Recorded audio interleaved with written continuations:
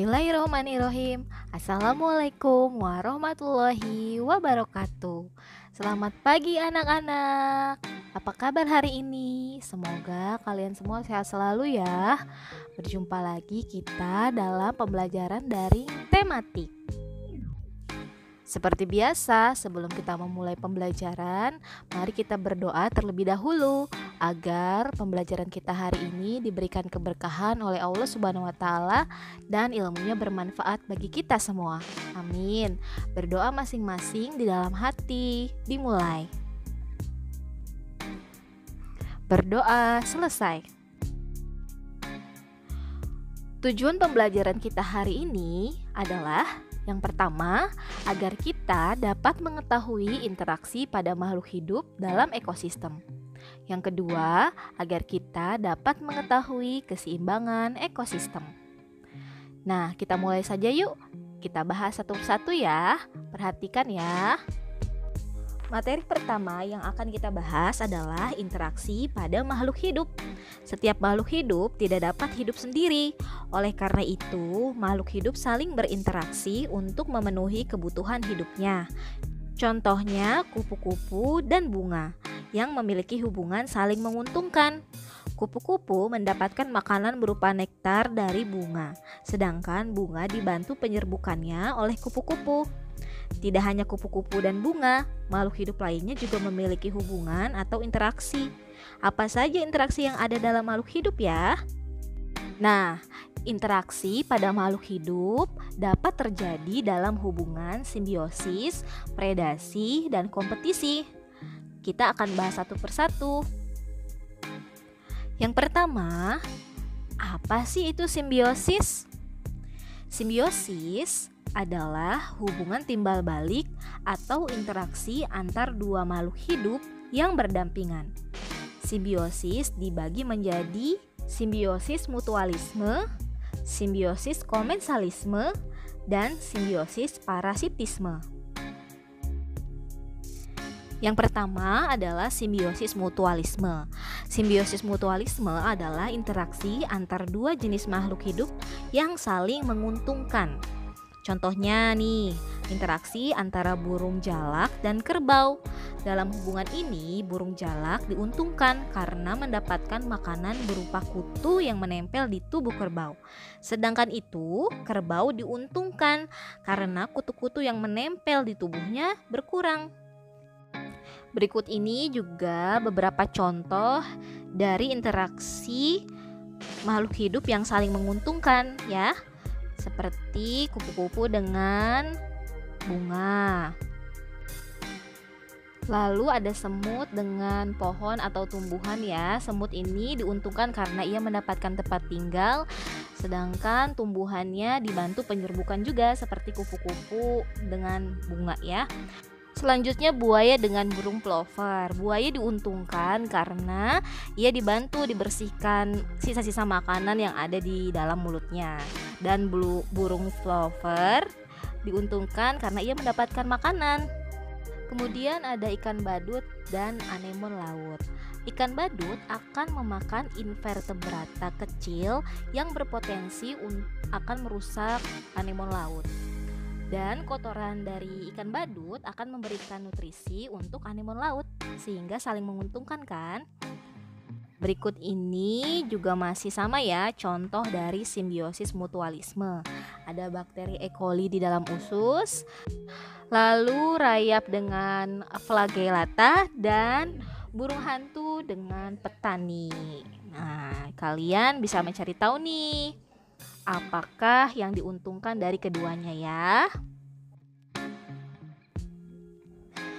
Oke, selanjutnya ada simbiosis komensalisme. Simbiosis komensalisme adalah hubungan antar dua jenis makhluk hidup yang menguntungkan salah satu pihak, sedangkan pihak yang lain tidak dirugikan dan juga tidak diuntungkan. Contohnya ada bunga anggrek dan pohon inangnya. Bunga anggrek mendapatkan tempat tinggal, sedangkan pohon inangnya tidak diuntungkan dan juga tidak dirugikan. Ada pula ikan remora yang diuntungkan karena mendapatkan sisa-sisa makanan dari ikan hiu. Sedangkan bagi ikan hiu, keberadaan ikan remora tidak menguntungkan maupun merugikan. Nah, ini juga sama ya. Bunga anggrek tadi dan daun sirih ini, tanaman daun sirih ini dia mendapatkan tempat tinggal dari pohon inangnya. Sedangkan pohon inangnya tidak diuntungkan dan juga tidak dirugikan.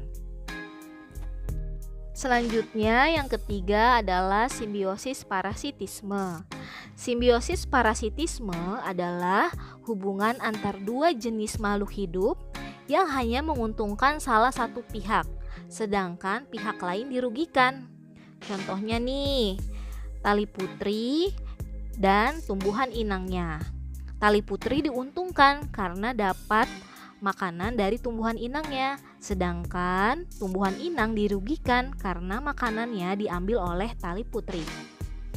Nah, ini contoh lainnya ya, ada kutu dan juga ada cacing pita ya, ini yang ada di dalam usus. Cacing pita atau cacing kermi nih, yang ada di dalam usus besar. Selanjutnya ada predasi dan kompetisi. Apa sih itu predasi dan kompetisi? Nah, kita akan bahas satu persatu ya. Predasi adalah hubungan makan dan dimakan antara makhluk hidup. Pada interaksi ini, salah satu makhluk hidup berperan sebagai predator atau makhluk hidup yang memangsa, dan makhluk hidup lainnya sebagai prey atau mangsa. Predasi dapat dilihat jenis pada rantai makanan, yaitu peristiwa makan dan dimakan antara konsumen 1 oleh konsumen 2, konsumen 2 oleh konsumen 3, dan seterusnya. Selanjutnya adalah kompetisi. Kompetisi adalah persaingan antar dua makhluk hidup atau lebih untuk memperebutkan sumber daya yang sama di tempat yang sama. Sumber daya yang diperebutkan adalah makanan, air, maupun tempat tinggal. Contohnya persaingan mendapatkan air antar kelompok zebra dan jerapah di ekosistem padang rumput. Nah, seperti pada gambar yang bisa kalian amati ya. Nah, ini juga sama ya. Ini juga termasuk kompetisi antara singa dengan cheetah untuk mendapatkan makanan. Oke, materi selanjutnya kita akan membahas tentang keseimbangan ekosistem. Makhluk hidup sangat bergantung kepada makhluk hidup lain dan lingkungannya. Ketergantungan ini menjadi bagian dari kehidupan di dalam sebuah ekosistem. Pada pembelajaran sebelumnya, kita telah memahami tentang rantai makanan. Pada rantai makanan dijelaskan tentang peristiwa makan dan dimakan antar makhluk hidup dengan urutan tertentu. Masih ingat kan? Suatu ekosistem secara alami mengalami perubahan menuju keseimbangan. Perubahan dalam ekosistem bisa disebabkan oleh faktor di dalam ekosistem atau faktor di luar ekosistem. Faktor dari dalam ekosistem meliputi perubahan komponen biotik atau biotik, sedangkan faktor dari luar ekosistem meliputi bencana alam dan campur tangan manusia. Nah, kita akan bahas satu persatu ya.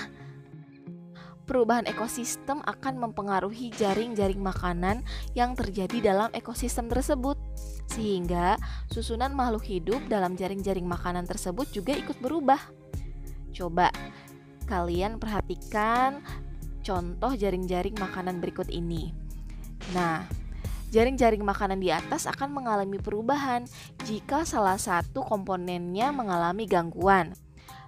Misalnya, jika populasi burung elang berkurang atau habis, maka yang terjadi pada jaring-jaring makanan tersebut adalah populasi katak, tikus, dan belalang akan menjadi berlebihan. Tikus, katak, dan belalang dapat berubah menjadi hama bagi manusia. Berbeda dengan faktor dari dalam ekosistem, perubahan dari luar dapat berakibat lebih serius. Karena hal ini menyebabkan jaring-jaring makanan mengalami perubahan atau bahkan memusnahkan jaring-jaring makanan dalam ekosistem tersebut. Contohnya bencana alam gunung meletus. Gunung meletus dapat memusnahkan segala yang ada di dalam ekosistem tersebut. Kemudian ada juga bencana alam tsunami.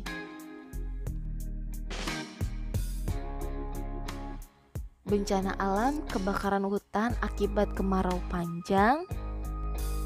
Bencana ini dapat memusnahkan semua komponen yang ada di dalam ekosistem hutan.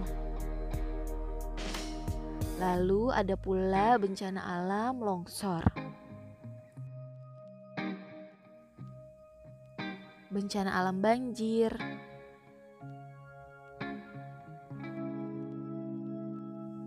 Tak hanya bencana alam, aktivitas manusia juga dapat mengubah ekosistem. Kegiatan manusia yang mempengaruhi keseimbangan ekosistem contohnya adalah penebangan hutan secara liar. Dampaknya itu hilangnya tempat tinggal hewan, berkurangnya pepohonan, tanaman penahan banjir, akan terjadi longsor dan erosi. Kemudian, penambangan terbuka. Penambangan terbuka dilakukan dengan membuka hutan dan mengambil tanah permukaan untuk mendapatkan mineral dan barang tambang.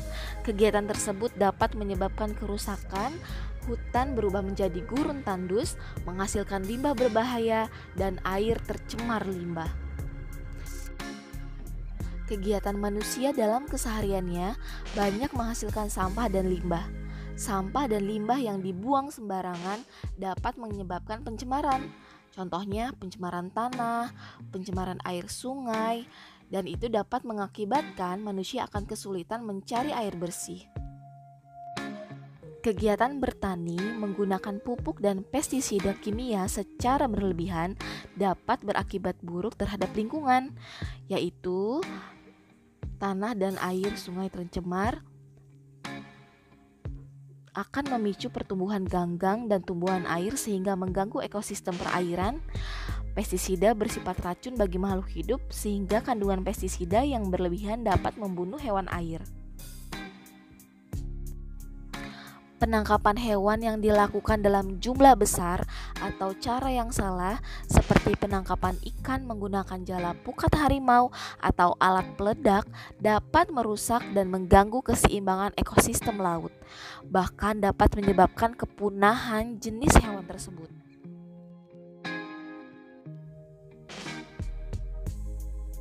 Lalu, bagaimana upaya mencegahnya?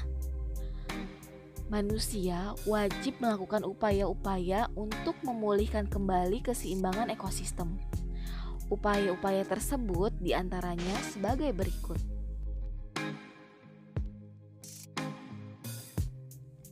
Melakukan kebijakan pola hidup ramah lingkungan di dalam masyarakat. Tidak melakukan pemburuan liar terhadap satwa-satwa. Tidak menangkap ikan dengan pukat harimau dan bahan peledak.